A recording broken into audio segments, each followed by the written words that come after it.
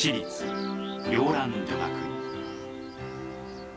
院。創立わずか30年の歴史にして財政界、文壇、芸林といった各方面に多くの著名人を輩出する名門校であり、志高き一流の教師陣が次代を担う淑女の育成を目指していた。部対抗予算争奪戦メガファイトトーナメントは当学院文化祭恒例の一大イベントである。クラブ活動、学校生活に欠くことのできないグラフィティ、少女たちが最も輝く季節、青春。その1ページをより充実したものとするために、少女たちは持てる情熱の全てをこのイベントにぶつけ合うんだ。流される汗と涙の一粒一粒は数々の名勝負とともに来賓の卒業生や父兄後輩たちの胸に刻み込まれてきた。そして今年もその季節がやってきた。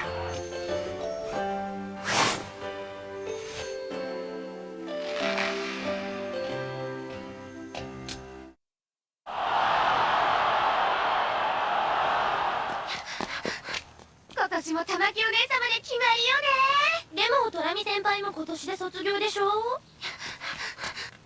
やっぱり決勝戦はあの二人よね。うんうん。あ、たこ焼き食べよう食べよう。遅い。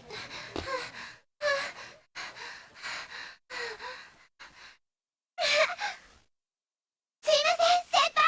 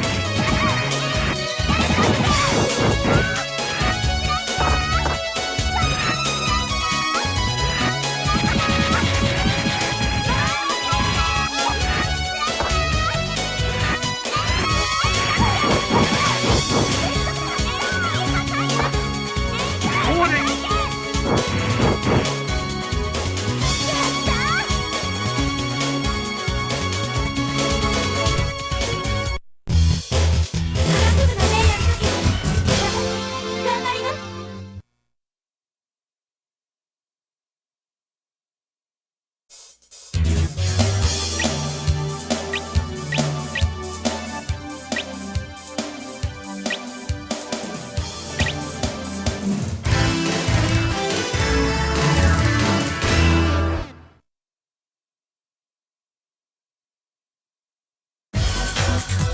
本命勝負